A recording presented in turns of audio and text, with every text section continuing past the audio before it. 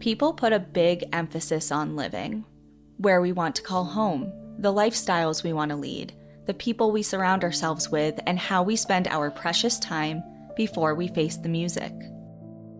But unfortunately, part of living is dying, and that takes some thought too.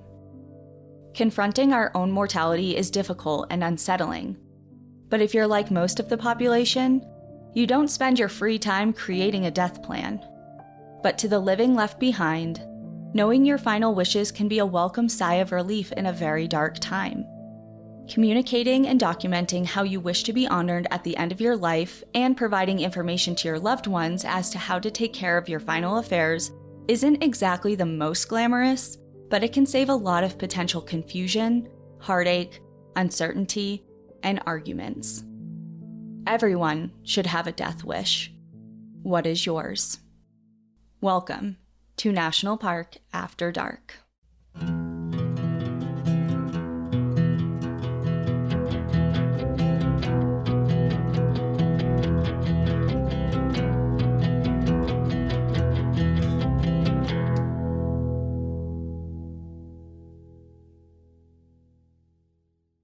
Ooh, starting us off on a really somber note. Thought-provoking. Like, what is my death wish? Right, yeah. Having a death plan is something that's like really overlooked sometimes, I think, especially for people our age, in their 20s and 30s. It's kind of like that's a thought for another time, like many years from now, but you never know. And this story has a lot to do with kind of like figuring out what someone's final wish would have been. When you don't know. When you don't know for sure. And when different people have different ideas of what that person would have wanted. Welcome back, everyone, to National Park After Dark. Happy holidays. I know we're getting into the thick of December. It's a really exciting time. And this episode is really special because it might sound a little familiar to some people, like a very small amount of people.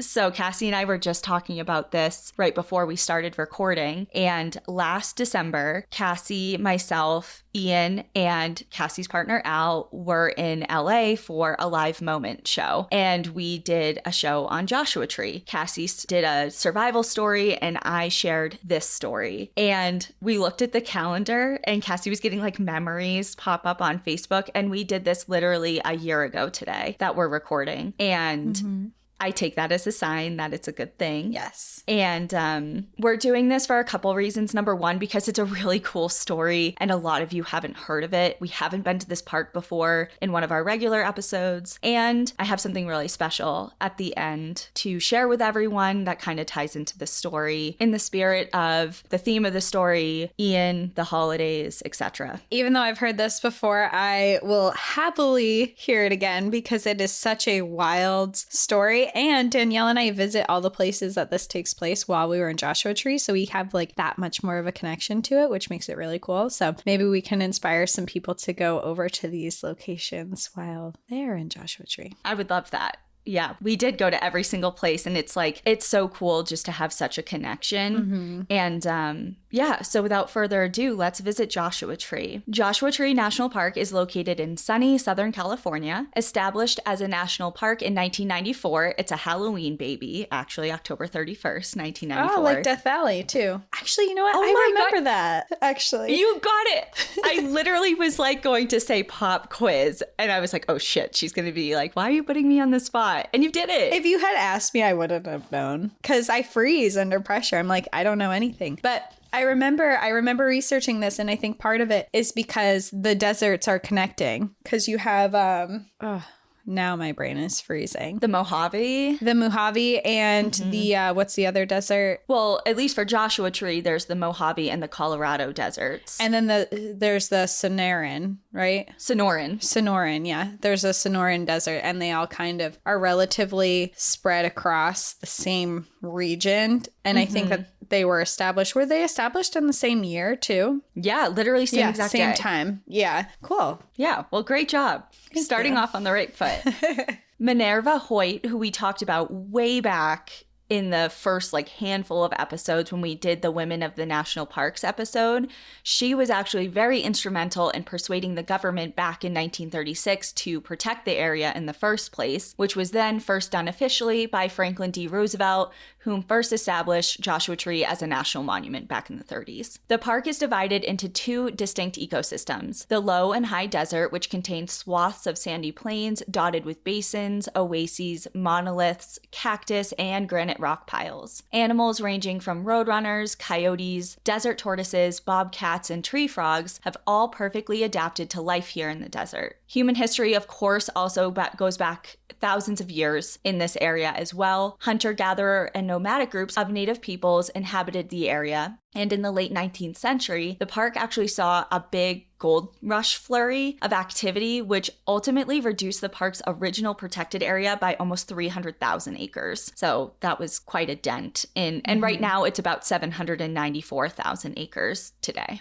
Still a large chunk. Ruins of abandoned mines are still found throughout the park, and many of which are accessible by various hiking trails. Almost 3 million people make the trek to the park each and every year to enjoy hiking, photography, rock climbing, horseback and mountain bike riding, and to get a glimpse of the iconic Joshua trees. The park can be accessed year-round, but with hot summers, with temperatures peaking in the hundreds, 100 degrees Fahrenheit midday, and ground temperatures reaching about 180 degrees Fahrenheit, which is just way too hot. Spring and fall visits are kind of preferable. You might want to lean towards doing that. They tend to be more comfortable around 60 to 80 degrees. I can't remember how hot it was when we went. I mean, I felt like there were times when it was pretty hot, and we were there in December. Yeah, like, we were true. hiking, and I remember I was, like, sweating, and we were relatively warm in December. I mean, I don't even think we had jackets on or anything, but my story when we did the survival story, I think he was there in June, and he was there during a crazy heat wave and almost died. So definitely be mindful of the weather conditions when you go to Joshua Tree. Yeah, and it's beautiful year-round, so you can't go wrong. Yeah. Clearly, Joshua Tree is a unique and beautiful place, and it is drawn in people from all over the world. And a lot of people actually say they feel called to this park. There's something about it. There's like a spiritual element that a lot of people feel drawn to. And one of those people was a man named Gram Parsons.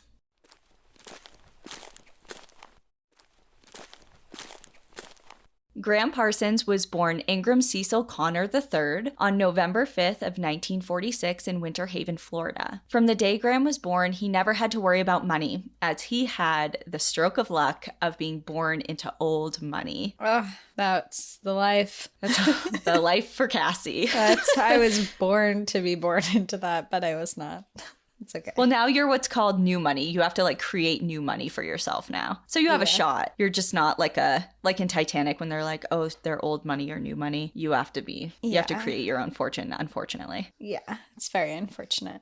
His father was down to earth and he was from Tennessee, but he married into a completely different lifestyle when he married Gram's mother. And Gram's mother was named Avis Snively, and her family was well known. Snively Groves Incorporated was one of the most prominent citrus companies in the entire world. The company was started back in the 1920s and had become wildly successful, leaving the Sniveleys as one of the pioneer families of Winter Haven. So they're like a very well-known, prominent family in the area. And while the company operated in Florida, Gram actually grew up primarily in nearby Georgia. As we know, appearances can be very deceiving. While both Gram's mother and father loved their children and provided for them, they had some problems. They both abused and were addicted to alcohol, and his father suffered from some PTSD issues following World War II, where he served as a combat pilot, and he actually flew in over 50 combat missions. And they may not have been the happiest in their marriage, but from all accounts, it seemed like they did their very best to hide any issues they were having from their children and the rest of their family to try and keep everything as smooth as possible. Despite their struggles, their family was like local royalty and lived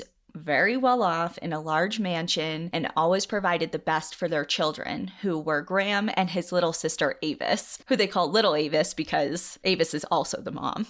Okay. Avis Jr. I don't think you do juniors for girls, women. do you? Yeah, I don't think you do either. But Which I don't know. Odd, actually. Yeah, that is. Now that I think about it. Yeah. Like, why not? Interesting. I'd be curious if anyone knows the answer to that. Yeah, so true. They had all the nicest clothes and ample access to all of the best opportunities. And one of those opportunities ended up changing Graham's life forever. When he was 10 years old, his family took him to see none other than, I want to say King of Rock. Was he the King of Rock? Elvis. Yeah, that's the King of rock. The King of Rock and Roll, Elvis. I just watched the Elvis show, or movie, actually. Did you see it? Like the newest one? No, I've seen it like on Netflix. Or no, actually, when I was flying out to Colorado to see you, it was on the airplane. It was an option to watch. And I chose other movies, but it caught my eye a little bit. Yeah, it was, it's filmed differently. And I had kind of a hard time getting into it, but I ended up really enjoying it. So anyways, Graham went to see Elvis when he was 10 years old, saw him perform. And after the show, Graham met Elvis backstage. And from then on out, he knew there was nothing else out there for him other than to become a musician. Soon after seeing Elvis, he learned how to play the guitar and the piano. He would perform for his family and neighbors, and he even had his little sister involved in his like act he created. And he was writing songs by the age of 11 and doing all these little performances for friends and family.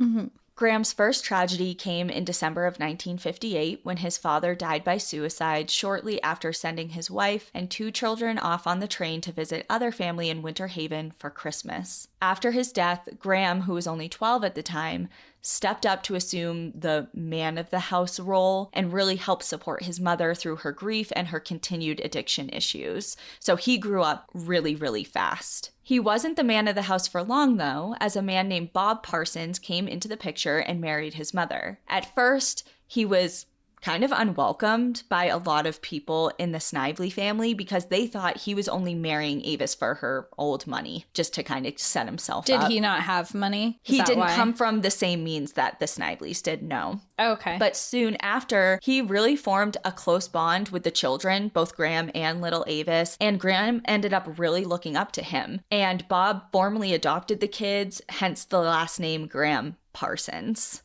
He's really committed to that money. Well, okay, yeah, well, Smart man. He's like, I'm playing the long game. He's like, yeah, I'll adopt you. I'll be... I don't want to talk bad about that because I feel like maybe I'm just kidding. He's probably a genuinely nice person. Well, I think it's kind of a natural thought, which is, I know it's to protect like the family and all that. And we've seen time and time again of how people do take advantage of situations like that, especially traditionally like a man kind of taking advantage of a woman who's in a emotionally difficult spot. And also she has some maybe addiction issues that she's just not like the strongest willed.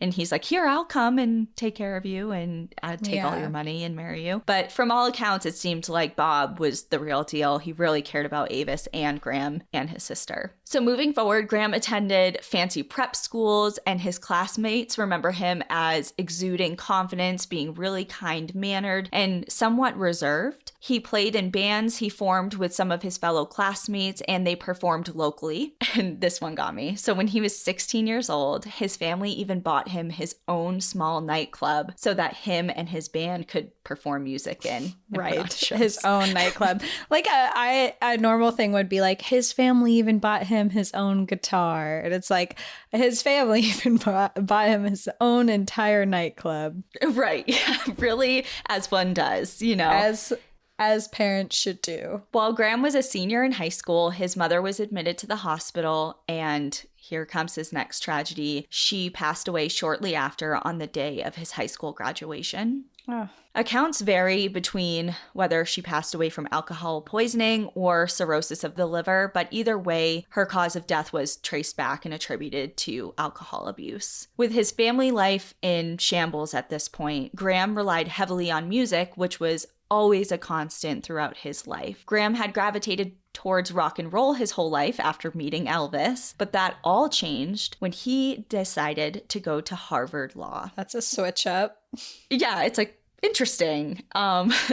Very different. Very different. And he didn't study law at Harvard. He attended the university in 1965 as a theology major, which is very interesting, but he didn't last. What is theology? That's a great question. I want to say it right. Google says A study of nature of God and religious beliefs. Yeah, that sounds right. Like different outlooks on the world and different takes that people have in different cultures. Yeah, it says theology is the study of God, God's character, God's actions in relation to the cosmos, and especially God's relationship to humanity, the character and history of humankind, and its responsive relationship to God within the paranorma of the world and history, space, and time. How do you So he went study to that? Harvard. He went to Harvard to study religion. Essentially. Okay. Yeah.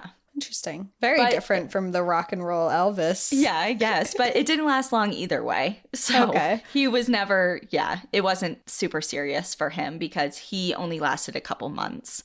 Like he didn't even last a whole semester. He's like, bring me back to the cocaine and the guitars. Okay, he wasn't doing cocaine yet. Oh, Cassie. sorry. I just like rock stars, you know. Yeah. They Well, have and their you fun. also have a little Prior preview. knowledge. Yes. Well, he threw out his Bible and exchanged it for a 8-ball of cocaine.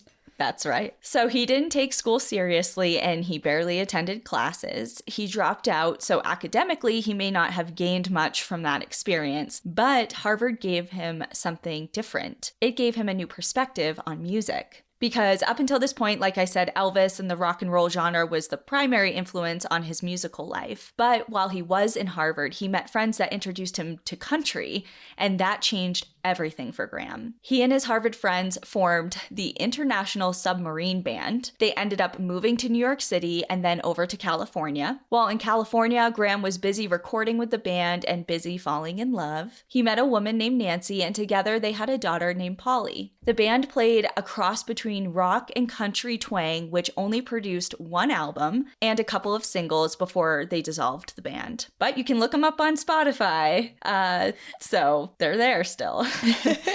Soon after, his relationship with Nancy also fell apart, and they discontinued their relationship. But Gram was far from being done with music. Even though this International Submarine Band didn't go anywhere, that didn't mean he was throwing in the towel. Okay. He had actually met a member of the rock band The Byrds and joined them. He spent a few months with them, even performing at places like the Grand Ole Opry before they headed to England to perform. Wow. So he Grand Ole hooked it up. Opry is like the country spot if you're doing country music. Mm-hmm. It's an honor to play there. So when they're in England performing, him and the Byrds, he was introduced to Mick Jagger and Keith Richards of the Rolling Stones, and they started becoming really close friends. Fun fact, I've seen the Rolling Stones in concert. You did? When? Yeah, What year?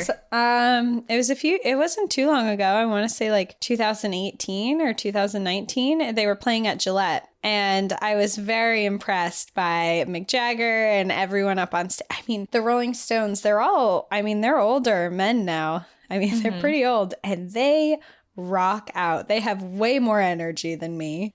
And they're I kind of recall you dancing saying and- this to me, actually. Yeah, I think we worked together at the vet place when I went, and they were just so lively, and it was such a good show. And I didn't know what to expect because obviously they're legends, they're the Rolling Stones, but they're also older now. So I didn't know what to expect, and I was pleasantly surprised. And I'm like, dang, these guys are way more energetic than me, and a lot of them are known to be they're all sober now too, so it's not like they're doing a bunch of drugs on stage or anything. They're just actually that passionate and talented and excited to be there. So it was a really cool show. They've turned a new leaf. They have.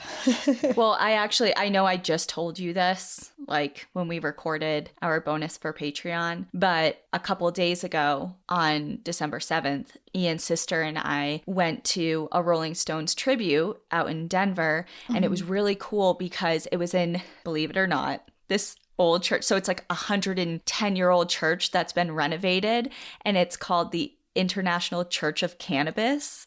And it's all renovated on the inside to look really trippy. And the Rolling Stones tribute was at night, and they shut all the lights off in the church and had like 400 candles up. And there was no singers, there was no like rock and roll. It was all a string quartet doing Rolling Stones songs. Yeah. That's really cool. It was awesome. So anyway, that's my little Rolling Stones anecdote there.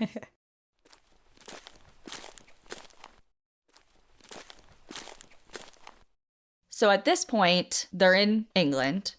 and the Byrds are set to leave London to head to South Africa to do a performance. But Gram learned of the apartheid situation going on in the country, and he refused to go. He did not want to have anything to do with what was going on down there, and he claimed that he just didn't want to be a part of any sort of racial segregation, and he was staying put. And the Byrds and him actually got into a huge argument about it, and they ended up parting ways. So the Byrds went without him, and that ended his time with the band. Like, it wasn't just like a, hey, I'm going to sit this one out. It was a big fallout. Okay. And a lot of people look back on that and have varying opinions. Some say that he didn't go to South Africa truly because of this moral dilemma regarding racism, but some of his previous bandmates suspected something else entirely, and that was he would have rather stayed and buddied up with Keith Richards, who he had just met. Fair. I mean, kind of a solid business move there. And their friendship took off. They spent a ton of time together discussing music, different musical influences, and did some songwriting together. Gram wasn't about to hop aboard the Stones anytime soon, though. Like, they were already a very solid band. They didn't have an open spot for Gram. So he set off to find another musical home. And a few months later, after the South Africa incident, Gram made up with one of the band members from the Byrds, and his name was Chris Hillman. And Chris, at that point, had also left the Byrds. And so now Gram and Chris are kind of just floating around without a band of their own. So they linked up together, and they formed the band called the Flying Burrito Brothers. And it sounds ridiculous, but I swear to God, like, I have a whole album on here of all my favorite songs from their albums. Like, on Spotify, I have like a playlist. They're very interesting. They're a very interesting I mean, band. I love the name. Well, you listened to some of them when we were in Joshua Tree. I did. So Chris describes the band wanting the Beatles treatment before ever recording a hit album. So at this point, the Flying Burrito Brothers had made a record deal, but they hadn't had any big success yet, but that did not stop Gram from wanting to look and act the part. And I think a lot of that may have stemmed from like his upbringing. Like, he was always used to the best of the best. Yeah. And especially after becoming so close with the Rolling Stones, who have already at that point gained massive success, he kind of sees them and kind of wants to emulate that a little bit. Yeah. Well, they say dress for the job you want, not the job you have. Yeah. Right. So his first step in dressing the part, now that you said that, was, do you remember the nudie suits that I described? Yes, I do. Okay, yeah. So Gram got this idea of getting nudie suits for their band. And if you don't know what nudie suits are, I don't blame you, but you can look them up. They were created and made famous by Nudie Cohen, who created decorative rhinestone-covered suits that were wildly popular and worn by many famous celebrities at this time. So they're literally like bedazzled, fringy, elaborate, eye-catching suits. And each member of the Flying Burrito Brothers had a custom-made suit, each with their own personal flair. And Gram's had naked women, marijuana plants, pills, flames, and a giant cross on it. Everything he loves. All his favorite things. These are a few of my favorite things. Anyway, so the band hired models, got insanely high, and drove out into the desert and took photos for their album cover, which then would be kind of like infamous for the band from there on out. And through his time with the Rolling Stones, Gram met a man named Phil Kaufman, who was working for the Stones. Gram asked Phil to become the Flying Burrito Brothers tour manager. They had the opportunity to play Woodstock, but the band went on tour instead for their album, The Golden Palace of Sin. And it's like, in hindsight, God, what a missed opportunity. Like, they could have been at Woodstock. Woodstock is still being talked about. Right. So instead, they are like, no, we have an album to promote. We're going to go on tour. And they decided to do so by train, where Phil remembers his primary job as this tour manager was an endless loop of trying to get them to practice between shows and attempting and failing to hide drugs. Like, he was like corralling chickens, like looking after high children, essentially. That sounds awful. Yeah, and the tour was just chock full of drugs. I mean, everything from pot, psychedelics, pharmaceuticals, alcohol, even cough syrup. Like, these guys were off of the rails. Oh, and obviously cocaine, rails, cocaine. Yeah. And their performances were a huge mess. The band barely practiced and often went on stage under the influence. So they want to be treated like the Beatles, but they're just like fucked up in glitter outfits, falling all over themselves on stage. Essentially, yeah. The tour ended and the band continued on, but started to experience some problems. The band would be playing shows, but not earning enough money for them, so they were barely even breaking even. And meanwhile, Gram would show up in extravagant outfits and driving limos, while his bandmates were all sharing a single car with all their gear stuffed into it. Like, he was not... That would be enough to make your friends mad. Like, they're right in a little van cramped together and you're in a limo. Yeah, he's like, I've arrived. None of you can fit in my 12-person limo. Yeah.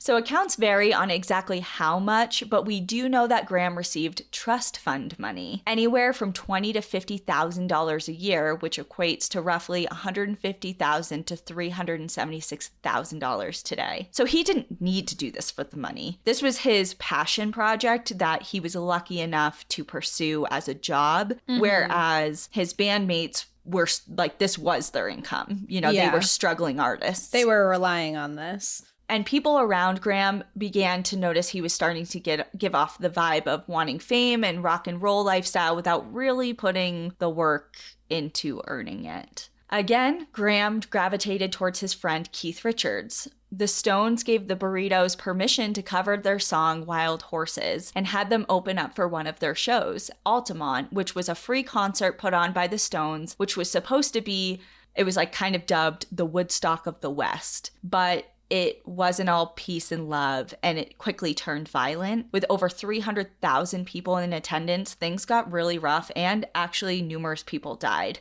during this event. So it was definitely not the same as Woodstock. And around the same time, Gram was really going downhill. He wasn't going to his band practices. He wasn't taking his music seriously. He would show up late to all of their shows and would be often wasted on stage, slurring his words, forgetting lyrics, things like that. And finally, the band just said enough's enough after he came on stage one night barely able to stand, and he was singing songs randomly, like not following their set list, going totally off script, and they fired him. It's unclear whether or not Gram was upset or relieved at this point because he didn't miss a single beat. He and his girlfriend Gretchen were invited to France by Keith Richards. The Rolling Stones were there writing their album Exile on Main Street, and Gram was intimately involved in this entire process. After France, Gram married Gretchen and they settled into life in Hollywood, where he recorded his first solo album with the help of a female vocalist named Emmylou Harris and Elvis Presley's band. So he has the hookup, you know? Yeah, these are big. They toured, and while it wasn't a huge success, it was successful enough for them to pursue a second album. All the while, this whole time, Gram is still struggling with addiction issues, this time with an added addiction of heroin. Oof. Which is obviously very serious. And he was trying to sober up and would go through periods of sobriety, would relapse, etc. The cycle was perpetuated a lot, and he really was trying though to get sober, especially for their second album that they were approved for and were going to release. Gram eventually moved into Phil, who is the tour manager's house, after his own home with Gretchen burned down. And at this point, his relationship was really troubled, and Gretchen was not too thrilled about Gram's decision to move into Phil's home. She said it wasn't a good move for his sobriety, and she worried for him in that environment, which is fair. Again, his personal life was in shambles, but his professional life was actually on an upswing. His second album was doing really well, and he decided to gather up some of his friends and head to his favorite place on earth, Joshua Tree National Monument, to celebrate. Because at this point, it's still a monument. There it is. Now we're going to the national park. For Gram, a Joshua Tree was a place he enjoyed for its solitude. It served as a spiritual place as well as a place of refuge where he frequented in the past in times that he just wanted to be alone and to kind of get an escape. He'd take psychedelics and watch the night sky in search of UFOs. That sounds nice. That sounds really nice. While Gram was living outside of Joshua Tree, he learned that his friend and the previous guitarist from the Byrds, named Clarence White, had been hit and killed by a drunk driver while he was loading equipment into a vehicle after a show. He and Phil went to Clarence's funeral, which was a largely traditional Catholic ceremony, and this is really important. This is where Phil claims that him and Gram made a pact. So Phil, Gram, and Chris Etheridge, who is a former Burrito Brothers member, were at this funeral and kind of just discussing it, how Clarence wouldn't have chosen that type of ceremony for a celebration of life. Like, he wouldn't have wanted that type of thing because it just didn't seem fitting to the type of person that he was in this lifetime. So they all agreed, and this is according to Phil, they all agreed here that when it was their time to go, whenever that may be, they would like to be laid to rest in the desert, not in a Catholic funeral, buried in a coffin, embalmed, whatever. Like, they wanted to go out in the desert. Okay. After the funeral, Gretchen said that the two were trying to mend their relationship and that Gram was spending a lot of time in Joshua Tree to quote unquote dry out. So sober up, stay sober. She said that they were looking forward to the future and the future of their relationship and how much potential it had if he just laid off of the drugs and alcohol. He was making a lot of progress and had calmed down significantly compared to his prior days. He was for the most part sober, laying off of the hard drugs, and only casually drinking, but addiction, as we well know, is never an easy road. On September 18th, 1973, Gram was driving through the monument with three friends: Margaret Fisher, who was his old high school girlfriend, Michael Martin, his friend and assistant, and Dale McElroy, Michael's girlfriend, when his dry spell came to an abrupt end. They were hitting every bar they found up and down right outside of Joshua Tree, and they were buying drugs from anyone that they could find. They stumbled upon the Joshua Tree Inn and pulled over to reserve some rooms. Michael left to hunt down more pot while the others continued to party, but Gram took it just a little too far. After a long day of heavy drinking, followed by a nightcap of 6 double tequilas and shooting up morphine, he was in some big trouble, and all of his friends knew it. Gram became unconscious in room number 1, and in an effort to rouse him, Margaret gave him an ice cube suppository. So put an ice cube up his butt. Yes, just to shock him awake. I mean, that would wake me up for sure. And it worked. It did. It worked. And he was shocked awake, back out of his state. And he even made a joke about his pants being down because Margaret obviously had to pull his pants down to do that. And he got up and stumbled down the hall to room number 8. At this point, Margaret left the room to grab a coffee in hopes that the caffeine would continue to snap him out of it and kind of keep him awake. And she left Dale in charge of watching over Gram. Gram took a cold shower and laid down in the bed. Dale sat down in the chair next to him as he slept and soon noticed the rhythmic pattern of his breathing, up and down, was becoming irregular and very labored. Dale alerted Margaret and they began chest compressions and mouth-to-mouth while waiting for an ambulance. Gram was taken to the High Desert Memorial Hospital where attempts to revive him continued, including shots of adrenaline straight to his heart, but all with no success. Gram was pronounced dead on arrival at 12:15 a.m. on September 19th, 1973. He was only 26 years old. Wow, that's so young. His autopsy report revealed the cause of death as drug toxicity and made note that his body was covered in needle marks, both fresh and healed over. Margaret and Dale contacted Phil to tell them, what had happened, and Phil immediately drove from LA to the Joshua Tree Inn. Gram's body had been taken away at this point, of course, but Phil cleaned up the room and took the girls away from questioning by local law enforcement. Meanwhile, Bob, who's Gram's stepfather, was in the hospital in his home of Louisiana. He had moved there years prior with his new wife. He had remarried after Avis passed away when Gram was in high school, who ended up being Gram's previous babysitter. Oh. And since his remarriage, the relationship between Gram and Bob was strained. and mostly fell apart, probably because his stepdad married his old babysitter. But they barely spoke or spent any time together at the time of Gram's death, so their previous close relationship after his mom died clearly deteriorated. And Bob was dealing with his own issues. He also had cirrhosis of the liver, but checked himself out of the hospital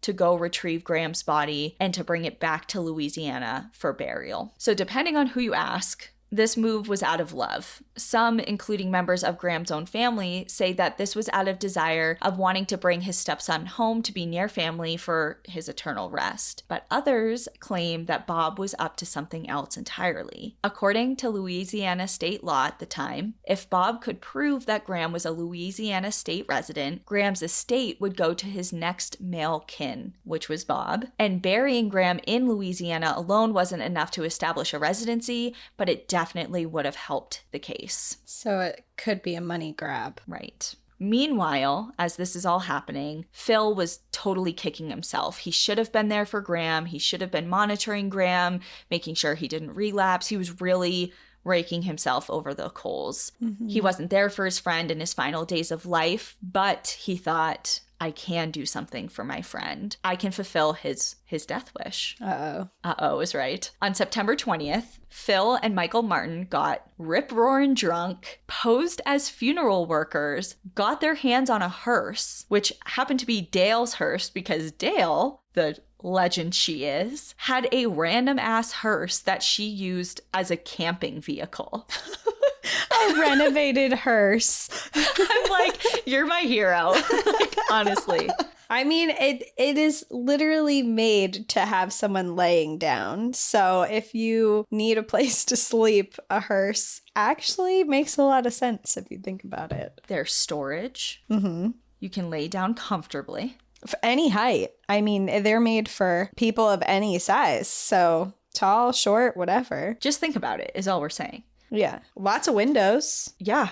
Natural light coming in. Yeah. It's great. You can take the tint off. Curtains built in. Yeah. God, it's such a good idea. I know. Dale really was before her time. Yeah. Anyways, so these guys pose as funeral workers. They borrow this hearse and they head to LAX. And that's because that's where Gram's body was being held and readied for transport to New Orleans. They told the staff of LAX that Gram's family had actually just changed their minds last minute and wanted Gram to fly out of a private jet out of an entirely different airport, and they had hired them to make this transition. Mm-hmm. So they totally And they're made drunk this up. saying this. And they're drunk.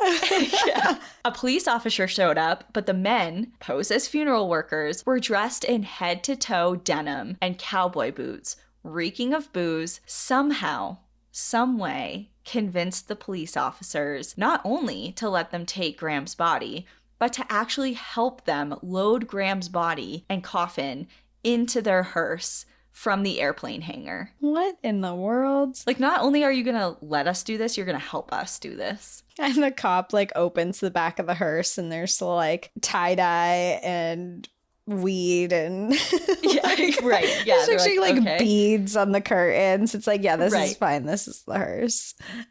They're probably like, all right. I mean, I guess we won't question it. We're already here, so take them away. The guys take off for Joshua Tree National Monument. So they're driving this hearse with Gram's body in the back, and along the way, they're stopping at bars, continuing their drinking. They stopped at a gas station and filled up a 5-gallon can of gasoline for what they were about to do next. They drove the winding road through the monument until they pulled up to Cap Rock, a large and prominent rock formation directly off the roadside. They pulled over around 1 a.m, took the coffin out of the back of the hearse, and flipped open the lid. There they found Gram, naked and with the telltale Y incision that can be seen after an autopsy. They placed a beer can in with him, said their final words, emptied the gasoline can over his body, lit a match, and flicked it into the coffin. Gram may have wanted to be cremated and his ashes to be spread in Joshua Tree National Park, but the way this went down was not exactly that.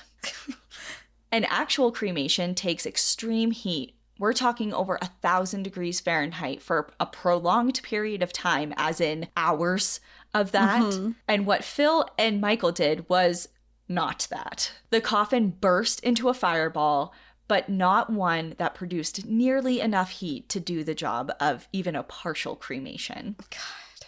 In the middle of the park, too. In the middle of Joshua Tree, in the middle of the night, hammered. It's like, what is, I mean, to be fair, I know this wasn't Graham's wishes, but part of me has to think he would think this was a little funny. Right. Exactly. Well, and that's the whole thing. They're like, yeah, this may not be a formal cremation with like a beautiful cremains send off in the park, but he sure as shit didn't want to be buried in Louisiana by his estranged stepfather, somewhere he'd never spent time, didn't have any spiritual or emotional connection to. Like, that's what I'm talking about. Like, yeah, they're like, well, he wanted this, and Bob was like, well, his family would want him here, and he would want to be with his family. You know, it's just, yeah. This is I what mean, I'm what about. they're doing is pretty dramatic, I think, but it's, I have to think like the rock and roll lifestyle. If he was, I feel like Gram would be like, this is absolutely insane, and I'm here for it. This is a rock and roll send off, if I've ever heard it, for sure. Yeah. So not only is this just a half-assed drunken situation, the guys start to panic because they saw headlights coming in the distance. Because again, this is in the middle of the night, and they freaked out and they bailed. And they left the charred remains of Gram and what was left of his casket on the side of the road, just pieced out. Oh, God. And it was eventually found by other visitors to Joshua Tree and reported to police. How traumatizing. Oh my God, imagine. So Gram's body, or the 35 pounds of what was left of it, was badly burnt. His body was charred and largely unrecognizable. He had to undergo a second autopsy performed by the same coroner who did the first, and he was primarily identified by a ring given to him by Gretchen that he was still wearing. Phil was a loudmouth, and everyone knew that he was involved. And he was arrested on September 26th, so very shortly after this happened, not even a week after this happened. And the very next day, Michael turned himself in for his role in Gram's body theft. Mm-hmm. The two were charged with the theft of a casket and were each fined $750. That's the punishment for... It has to be At different that time. nowadays. I can't imagine. You can't do that. No. Well, I was surprised there wasn't a desecration of a body. That's what I was charge going in to there. say, because that is definitely something that you would get today, but... Yeah, so I'm not exactly sure the legality aspect of that, but that's what they ended up getting charged with. Right. What remained of Gram's body was given to his family, and he was interred in the Garden of Memory Cemetery in Louisiana. Bob never did get any money from Gram's estate, and it was split between his sisters, wife Gretchen, and daughter Polly. Since his death, books, documentaries, and movies have been made about Gram's life and death. Gram Parsons came out in 2003 as a comedic take on his story, and it stars Johnny Knoxville and Christina Applegate. A documentary called Fallen Angel came out in 2004, which was full of interviews with his surviving family, friends, and former bandmates. The site where Gram's hasty cremation took place is roughly located at the Cap Rock parking area. Cap Rock is a popular destination for Joshua Tree National Park visitors and has a short, talking less than a mile loop trail called Cap Rock and Gram Parsons Nature Trail, which Cassie and I did when we were there. And although not condoned by the Park Service, Parson fans have used the base of the rock as a makeshift memorial for him, leaving guitar picks, flowers, flags, crosses, and items of remembrance. Periodically, the Park Service will clear out the items, and one of the items was transferred to the Joshua Tree Inn. A large stone slab and guitar sculpture has found its way back to the Joshua Tree Inn, where Gram lost his life. We obviously visited the Joshua Tree Inn, and we rented the room 8. And of course, we spent some time in there. We signed, there's a lot of books in there that are guest books that are amazing to read through. People will leave how Gram touched their lives, how his story impacted them, and how his music has influenced them in their lives and their loved ones. And we just, spent some time in the room, and obviously at the memorial right outside of his room as well. When we did this story, when I was first researching this story back for the live show, I obviously read it to Ian because Ian's my rock and roll guy and loves My Little Musician, and he really loved Gram's story, and he wanted me to leave something at the memorial for Gram, not the one at Cap Rock in the park. I didn't leave anything there. Even though there was some stuff there, I think. There was, and people had written on the rock and things. And I think there was like a little bit of sand. There's sand under the rock. And I think did we write, like, put a heart in the sand? We wrote something in the something? sand. Yeah, something that can be erased and not hurting anything. Right. But I did leave, Ian gave me one of his guitar picks. He actually played a song with the guitar pick and then gave it to me to leave at Graham's memorial at the Joshua Tree Inn. So I did that. You know, in the end, Graham's wish was to become a well-known rock star, and it kind of came true. I mean, his unique blend of rock and country that he dubbed cosmic American music has bled into and influenced the sound of the Byrds, the Eagles, the Rolling Stones, and many more. His death may have outshone his rising star, but he is obviously remembered nonetheless. His daughter Polly actually has said, quote, "You know, he never had any commercial success in his lifetime, but there really aren't any musicians you can't sit down and talk to about his music that weren't affected by it. It's timeless. He stood for something that was outside of the box, not bound by genres or politics or what people thought, and he was almost evangelical in his vision. He's a bit of a hero in that regard." And I agree with her. And that's the story of Gram Parsons. I think Gram Parsons' story is so cool. Just like the life that he led, but more the legends he left behind. Yep, and the legacy. And he just had such a passion for it. And although he had some trouble with addiction issues in life, and his family did, he did, I think, his best to pursue his dream. And he did have a leg up. I mean, there are so many people that wish they could quit their 9-to-5, or quit their job that gave them money and just pursue their passion, whatever that may be, whether it's music or something else. And not everyone can do that. Because of financial constraints. Yeah, and limitations. And Gram did not have that. So he was very lucky in that regard. And that's kind of where I want to segue into what I was alluding to in the beginning of the episode. So I'm going to share a little bit about Ian and try not to cry. But when Ian and I first moved to Washington, we obviously didn't know anyone.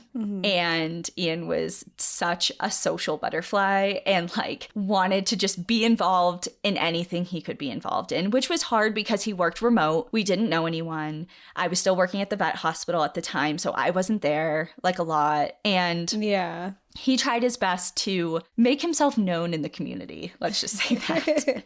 And he joined, like, you know how every community for the most part has like a local Facebook page, like a community page of some sort. Yeah. So he joined one. This is all like, he tells me this after the fact, by the way. He did this all on his own, didn't tell anyone until after. So he joined this local community Facebook page.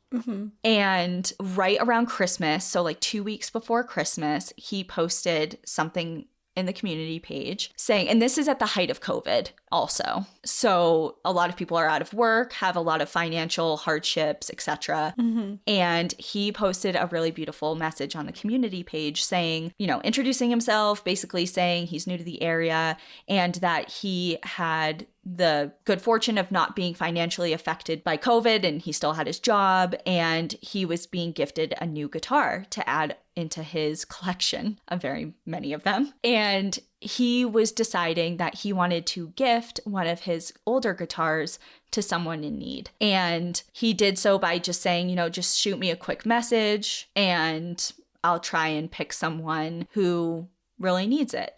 And he had a lot of responses. And I remember him saying, this is when he brought it up to me, because he's like, okay, I'm having a really hard time because so many people are sending me really beautiful messages and I only have one instrument to give away. Yeah, it's hard to pick. Right. So he ended up settling on a mother who has had a young child with autism. And she said, you know, he has a really difficult time in a lot of areas of life, but he lights up and comes alive with music. And he's been wanting to learn the guitar. So he drove out, met this woman, and gifted this young man one of his guitars for Christmas. And I just thought that was the most beautiful thing. God, that is like the nicest thing I've ever heard. Yeah. And he didn't tell anyone. Like, I remember telling his family that story at his memorial service, and they were all just like, what? Like, he never told us that. Like, he was just he just did it because he didn't need recognition. Right. It was just the right thing to do. And he wanted to do that. And his passion in life, as was Graham's, was music.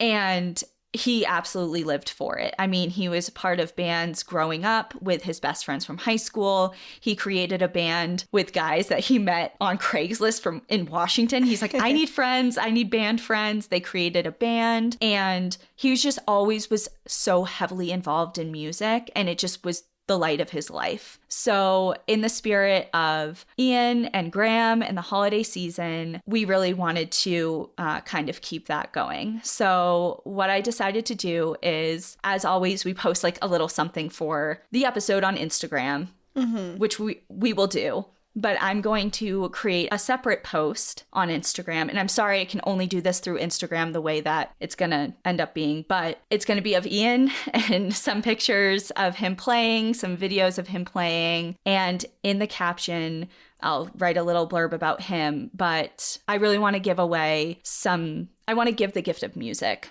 like Ian did, in honor of him. So what I'm going to do is, on behalf of myself, Cassie and the podcast, his mother and sister, and his best friends from high school who created his first band that he played with, we're going to give away 4 $200 gift certificates to Guitar Center. And to enter, if you need them, you're in need, you know someone who could benefit from this, someone who really loves music, maybe doesn't have the means to get involved right now, you can enter by commenting on the post, and it'll be live for a week. I'll do a random generator. I'm not picking stories. I don't have that wherewithal like Ian did, but it'll be live on Monday, and I will close it out on Christmas Eve.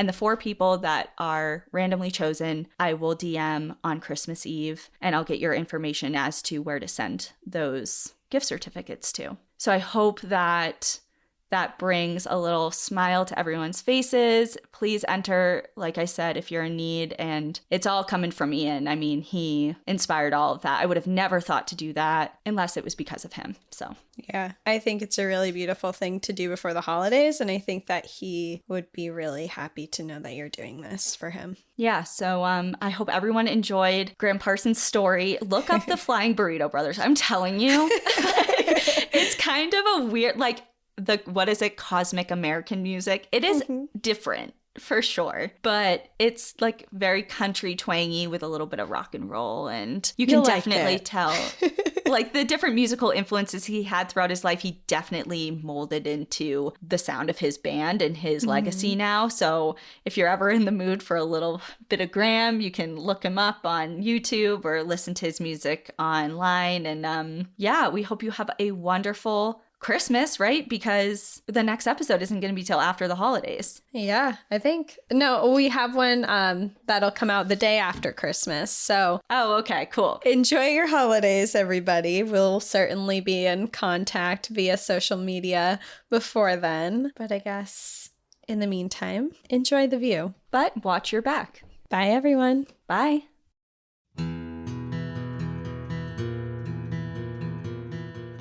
Thank you for joining us again this week. If you have a trail tale you'd like to share, send us an email at npadstories@gmail.com.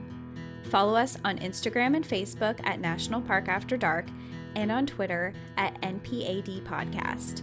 Become an outsider by joining our Patreon, where you'll gain access to monthly bonus stories and exclusive content. And remember, when you support our partners, you're supporting our show. To access our special discount codes along with source information from today's episode, check out the show notes. For information on the show, to shop our merch store, sign up for our newsletter, and more, visit npadpodcast.com. And if you're enjoying the show, please rate, review, and subscribe wherever you listen to podcasts.